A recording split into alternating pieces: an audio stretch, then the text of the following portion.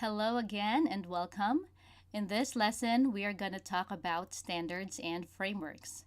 Standards and frameworks are two different things, yet they are used by organizations to achieve one goal, and that is to secure information and information systems.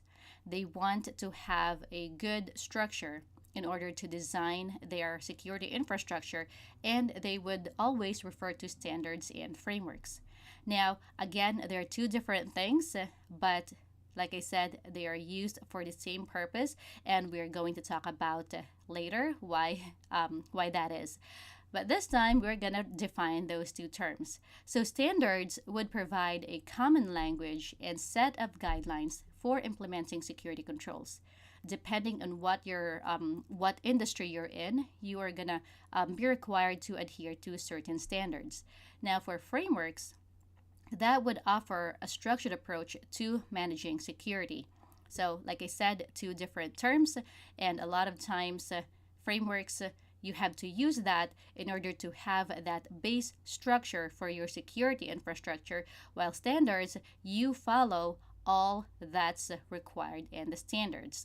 So, again, two different things. Now, some examples of standards that I have here would be ISO 27001, commonly used by security professionals for the information security management systems. And ISO is actually from International Organization for Standardization. I know it's iOS basically, but they call that ISO. And they have other standards as well, and they are actually recognized globally. So, a lot of organizations, especially those that are doing business internationally, they follow 27001, and that's why it's very, very common. Now, actually, if you will look for a job, for example, let's say you're looking for a job as a security GRC professional or an IT auditor or a security analyst, they will actually put, for example, like for the requirements, you have to be familiar with ISO 27001 or let's say NIST or let's say PCI, because it will depend on what industry they're in and what they're actually looking for. So if you want to learn more about standards or frameworks, that's the best thing that you're going to do. Just look online, see what you want to pursue for your career, and then you will learn what they're looking for, and then you can go from there. But this time, I'm going to give you some examples so you will be familiar with those as well. So now we have here NIST Special Publication 800-171. Now, organizations contracting or doing business with the U.S. government, and if your organization is actually handling controlled unclassified information or CUI, you are required to adhere to NIST Special Publication 800-171 standards. Now, for instance, your company is processing credit card payments. Now, you are required to adhere to PCI DSS or Payment Card Industry Data Security Standard. And you have, again, to adhere to all the standards and requirements, and so you can still process credit card payments. Now, some organizations are actually using PCI DSS as their frameworks, and that is okay. But we have other frameworks as well. So, for example, we have NIST CSF, we have NIST Special Publication 853.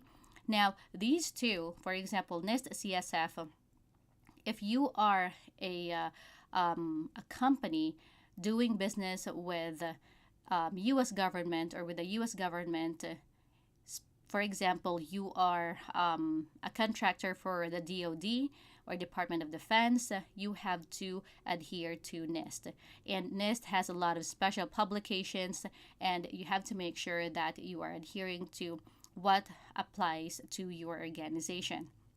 So NIST Cybersecurity Framework, it actually provides you a general, at a high level structure, actually, and then it would refer you to other publications as well. For example, NIST 853, sometimes CIS controls, because they will give you that high level framework, but then all the controls that you are going to put in place will be um, from the other documents or other frameworks as well. So yeah, just keep that in mind. So for NIST 853, actually, it is a framework, but it is used by security professionals as well for their, like, for example, they will assess their security implementation against a standard or a framework. Then they will actually go to NIST because it's very detailed that this is how you're going to do it. So it really looks more like a standard, just like PCI, because you have this requirement that you have to do this and this and this and this. For example, password, you have to do your passwords this way. And so it really does look like a standard, but they consider that as a framework.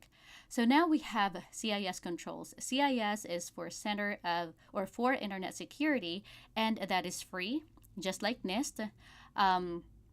So they also provide a framework. They have certain sections, and then they will give you how you're going to secure your information and information systems by following all those requirements in different sections as well. So we also have COBIT. Now, COBIT is from ISACA. ISACA is a certifying body. They provide different kinds of certifications as well, cybersecurity related certifications, and they developed COBIT. COBIT is now really more like a risk-based approach. And then we have HITRUST. HITRUST is for protecting protected health information. So this is used by those organizations in healthcare.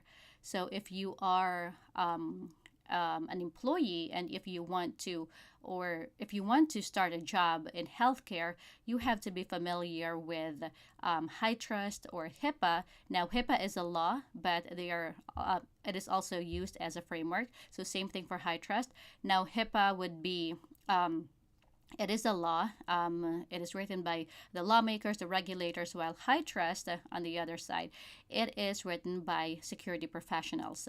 So those two are normally you will see them together, HIPAA and HITRUST, because, like I said, healthcare providers or organizations in healthcare are using those or both HITRUST and HIPAA. So again, when I said earlier that standards and frameworks are commonly used by organizations like really hand in hand. If you are actually in the cybersecurity world and you will hear the other professionals talking about standards and frameworks, sometimes you would not even see the difference if there is any, because again, they're closely knit together. They provide the same purpose. You can use them for the same reason, and that's why you will hear security professionals saying standards and frameworks like almost interchangeably, although they're two different things. So in the next lesson, we're going to talk about laws and regulations. So yeah, I'll see you in the next one.